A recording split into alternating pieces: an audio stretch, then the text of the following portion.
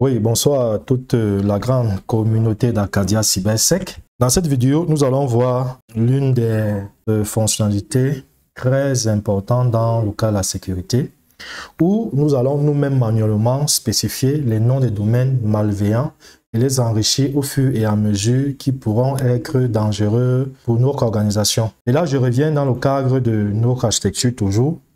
Ce qu'on va faire simplement, c'est que nous avons un serveur C2 qui a été monté et un utilisateur, justement, cet utilisateur-ci, on a envoyé un fichier piégé par mail et il a récupéré le fichier et le fichier se retrouve chez lui ici. On va activer l'écoute pour pouvoir lancer justement la charge. Donc ici, je vais simplement utiliser le payload. Et là, je vais mettre le port que j'ai géré ici, l'interface de l'adresse. OK. Et là, je lance un certain mode d'obfuscation. Ici, je lance l'exploit. Donc, maintenant, ça, c'est l'exploit que j'ai lancé. Et je tiens à rappeler que nous sommes, à la date que je réalise cette vidéo, nous sommes ici, nous sommes le 9 janvier 2025. Voilà. Donc, ici, je lance et ce qui se passe, c'est que lorsqu'il exécute là, bon, ici, on lui demande des accès de privilèges en tant qu'administrateur. Bon, là, on peut voir par exemple qu'il a récupéré la session interpréteur. Donc, si il tape ici, par exemple, 6 info, voilà. Et on peut voir qu'il c'est Windows 11. Donc, si il tape par exemple IP config, par exemple. Donc, ici, si je viens dans son système là, par exemple, je tape, on peut vérifier vérifier les paramètres IP. Hein. Voilà. On peut voir ici, ils disent que c'est bien et belle cette adresse IP. Non, du coup, je peux, par exemple, je peux lister, par exemple, tout ce qui se trouve au niveau de son bureau. Là, je suis à distance. Donc, si je fais LS, bien sûr, ça, nous allons voir ça dans le module, justement, des cybersécurité, des attaques à courte et longue portée, au module sur la cybersécurité offensive. Donc, là, vous voyez que je peux lister, on peut voir que sur le bureau, on peut voir tout ce qui se trouve dans le bureau ici, qui sont là présents. Voilà. Donc, là, ce que je vais faire, je vais me déloguer. Bon, maintenant, donc là, je vais par exemple encore exécuter le malware. Et là, on peut voir que l'antivirus vraiment ne détecte pas, justement. Donc ici, ce que je vais faire là, c'est essayer de lancer l'analyse au niveau des paquets là. Donc, je vais venir par exemple ici, je vais lancer le paquet. Voilà, voir chaque. Et ici, vous pouvez voir l'adresse 150. Donc, il y a l'adresse IP, hein, l'adresse IP du serveur C2, cette adresse IP, par exemple. Donc, et du coup, vous voyez que je peux décider, par exemple, une fois que j'ai, lors de l'analyse des paquets, je peux par exemple mettre ici IP. Là, je tape IP. Ici et donc je vais ici d'abord arrêter et je tape IP, je tape ici IP, voilà. Donc ici on peut voir, on peut essayer donc de parcourir. Ici on peut voir l'adresse IP de mon serveur C2. Là ici on peut voir l'adresse IP de mon serveur C2 là. Ah, je le mets ici. On peut voir l'adresse IP de mon serveur C2 ici, qui est 153.92.09.104, qui est ici. Bon, maintenant, j'ai identifié cette adresse et on peut voir que l'adresse là communique avec une adresse IP de mon réseau local là. Ici. Donc, du coup, ce qui se passe, c'est quoi? C'est que nous avons détecté et maintenant, nous n'avons pas peut-être l'information dans des bases de données publiques. Ce qu'on peut faire, c'est quoi? C'est que on peut maintenant venir au niveau des alias ici. Donc ici, ce que je vais faire, c'est de pouvoir accéder au pare-feu. Bon, pour ce faire, je vais par exemple, je viens dans Firewall Alias. Vous pouvez faire une alias, plusieurs adresses IP. Vous pouvez par exemple faire une alias de plusieurs ports, plusieurs numéros de ports différents, l'alias de plusieurs URL que vous pouvez enregistrer. Donc, c'est très intéressant. Donc, je tiens à rappeler que à partir de cette instance, nous allons travailler désormais avec les alias. Donc, parmi les alias, nous allons donc ajouter l'alias. Et là, nous pouvons par exemple dire, on va par exemple appeler bloquer IP malveillant, malveillante. C'est une adresse IP malveillante. Voilà. Ici, on va dire que bloquer les IP des C2. Par exemple, des serveurs C2. Ici, on choisit l'autre, on peut choisir le réseau. Ici, on choisit là, on peut mettre l'adresse IP. Donc, ce que je fais ici, c'est que je viens là récupérer l'adresse IP malveillant ou bien ce que j'ai récupéré à partir de mon varchar ici.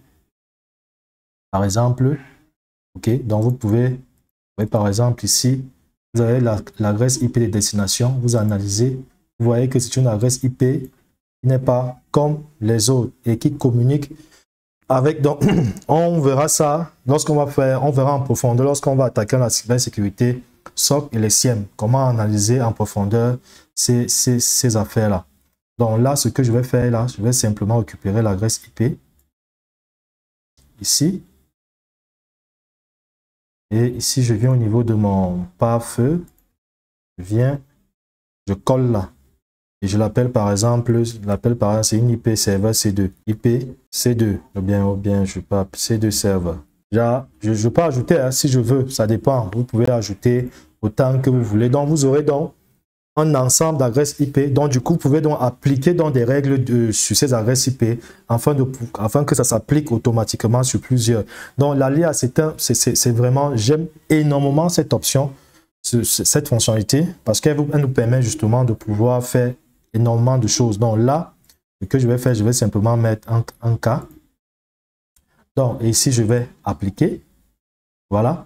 Et maintenant, si je viens ici, bon, là, je vais d'abord sortir. Ici, je vais exit. Je vais exit ici. Voilà. Donc, ici, au pouvoir là, j'ai exit. Donc, maintenant, je vais relancer simplement l'exploit en attendant que, voilà. Donc, ce qui fait que je viens dans, ici, je viens dans rôle, je vais dans, ici, rôle, je viens dans LAN. C'est-à-dire quoi? Je veux ici que je vais bloquer l'accès à cette adresse à tout mon réseau LAN, y compris aussi tous les autres réseaux, à cette adresse IP malveillante. Donc, je dis OK, je viens dans LAN ici. Pour le moment, je veux uniquement bloquer que mon réseau LAN. Donc, je viens ici, je crée une règle au-dessus.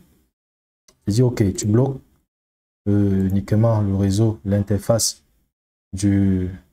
Bien sûr, je quitte de l'interface LAN, IPv4, TCP, tous les protocoles, IP source, tout le monde. Destination, c'est l'alias. Si vous devez garder non. Et là, je dis par exemple bloc IP C2. Voilà, j'applique justement. D'accord. Et là, on peut voir que cette règle qui bloque vers cette adresse IP, telle qu'on peut voir ici, les informations sur l'adresse IP, le serveur C2. Donc, si je viens ici encore, voilà, je vais venir là, je vais lancer l'exploit et je reviens au niveau de ma cible ici. Je vais essayer d'exécuter encore le fichier malveillant et là, déjà ici, on va patienter. Ici, on constate que l'adresse IP dans cette adresse IP a été bloquée. Donc, du coup, on ne peut pas se connecter au serveur malveillant. Voilà, par exemple, comment vous pouvez, n'est-ce pas, créer un ensemble de fichiers vraiment avec des centaines, voire des milliers d'adresses IP et vous bloquez, par exemple, qui sont reconnus comme des adresses IP malveillants. Ça fonctionne très bien. Donc maintenant, ce qu'on va faire, c'est quoi? C'est qu'on va ici, venir, on va changer, on va par exemple mettre ça ici en bas. Voilà. Bon, on va enregistrer. OK. on valide. Vous voyez que cette fois-ci, la règle est en dessous. Tous les accès sont au-dessus. Donc là, si on revient encore ici, voilà. Vous voyez que le fait d'avoir changé justement, le fait d'avoir exécuté, vous voyez comment est-ce qu'il a pris la session. Donc si par exemple, je fais un ls, on peut voir que je peux lister tous les éléments du bureau. Bon, maintenant, ici, avant de terminer, on va voir pourquoi est-ce que PAF PF5 est un PAF qui se comporte également comme un PAF avec état, c'est-à-dire ça garde l'état tel que ça l'a trouvé. Nous avons la session interpréteur. Voilà, comme on peut voir qu'on a gardé la session interpréteur. Maintenant, donc, je fais ls. Là, maintenant, si je reviens ici, qu'est-ce qui se passe? Si je viens ici, j'essaie de mettre ça au-dessus. Voilà. J'enregistre. Voilà, j'applique. Normalement, je ne devrais pas, je ne suis pas censé avoir la connexion. Je suis censé être connecté. Mais vous voyez que là, je suis quand même connecté. Donc, je peux continuer toujours à exfiltrer les informations. Par exemple, donc, ce qui signifie que ça peut être également aussi problématique dans certains cas. Maintenant, pour voir cette histoire, il faut venir dans diagnostic. Ici, vous venez dans state. Et ici, on peut donc voir là, on peut voir par exemple au niveau des connexions qui se sont établies. Vous pouvez voir ici les connexions qui sont établies. Ici, on peut voir les connexions qui se sont établies là. Par exemple, on peut voir. Ici, vous pouvez voir toutes les connexions qui ont été établies. Or, ici, maintenant, la connexion qui est établie là, c'est cette connexion-ci avec mon adresse IP Windows C et le serveur C2. Et mon serveur C2. Pardon?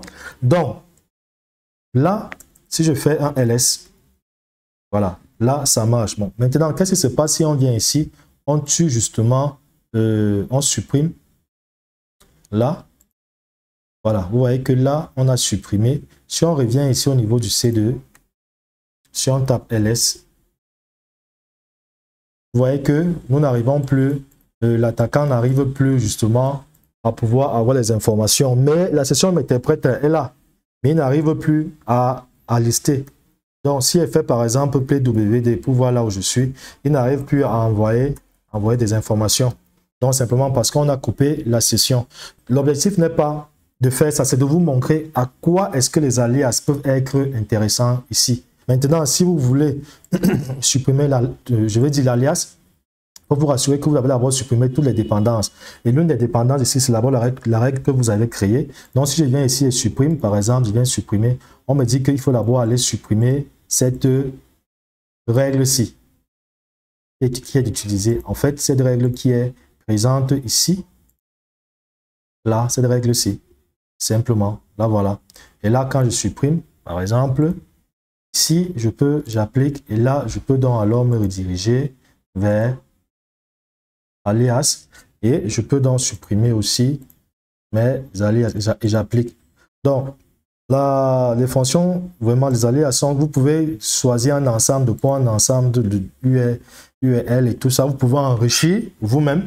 Vous pouvez même peut-être, pourquoi pas, écrire un script qui récupère simplement et qui vienne peut-être enregistrer. Donc, voilà en fait ce que nous voulions préparer pour vous pour les alias. Donc, merci et à la prochaine vidéo.